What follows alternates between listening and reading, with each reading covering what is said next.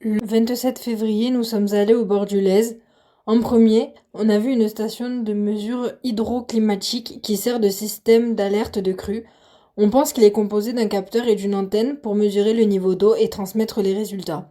Ce type d'installation permet de prévoir les épisodes cévenols en automne puisque la station est en amont de la ville. Le passage à gué permet de traverser le fleuve pour aller au moulin. On peut imaginer que les hommes y travaillaient et utilisaient la force de l'eau pour broyer les grains de blé. Ensuite, on a fait un moment d'écoute et de méditation.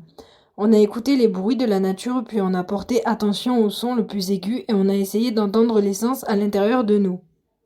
Au cours de cette sortie, on a appris beaucoup de choses sur les différents éléments de la répiscive du Lez. La répiscive, c'est la forêt qui pousse au bord du fleuve. C'est pourquoi on y retrouve des plantes qui ont besoin de beaucoup d'eau. Il y a des arbres, frênes, platanes, peupliers blancs, aulnes, chênes blancs, etc. Ce sont pour la plupart des arbres caducs, ça veut dire que leurs feuilles tombent en hiver.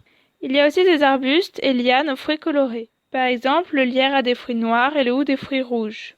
Ces arbustes apprécient l'ombre et ça tombe bien car les oiseaux mangent ces petits fruits et se posent sur les branches des arbres.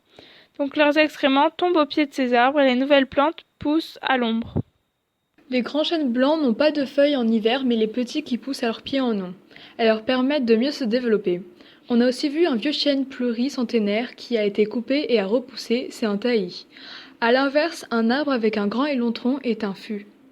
Le Lez attaque la rive gauche, qui ressemble donc à une falaise. C'est l'érosion. Les martins pêcheurs font leur nid dans cette falaise, comme il y a moins de courant du côté droit, des galets ou parfois du sable y sont déposés.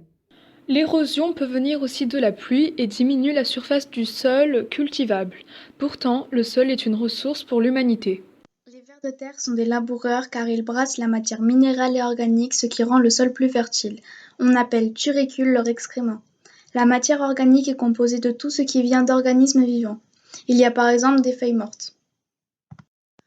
On appelle terre franche une terre parfaite pour l'agriculture, composée d'argile, de limon et de sable.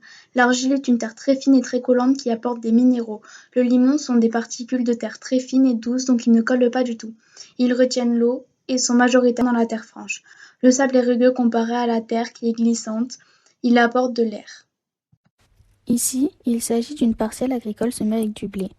Le blé fait partie de la famille des poacées, qui va de l'herbe au bambou. C'est une céréale d'hiver car il a besoin du froid de l'hiver pour former l'épi. Si l'hiver est trop doux, l'épi ne se forme pas. Cette année, il devrait avoir une récolte des grains en juillet. On peut voir que la graine est rouge car le blé a été traité avec des produits très chimiques qui le protègent. Le traitement est rouge pour que personne ne soit tenté de manger car il est réservé aux semis.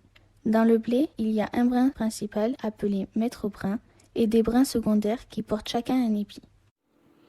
Enfin, on a observé des oiseaux grâce à nos jumelles, et on a écouté leurs chants. La perruche, comme exemple, est un oiseau d'origine tropicale introduit pour sa beauté, mais il prend la niche d'autres oiseaux. On a pu voir la corneille noire, le charbonneré, le sérin-cygne jaune, oiseau qui chante toute l'année, ainsi que le pinson des arbres. Celui-ci a un chant répétitif.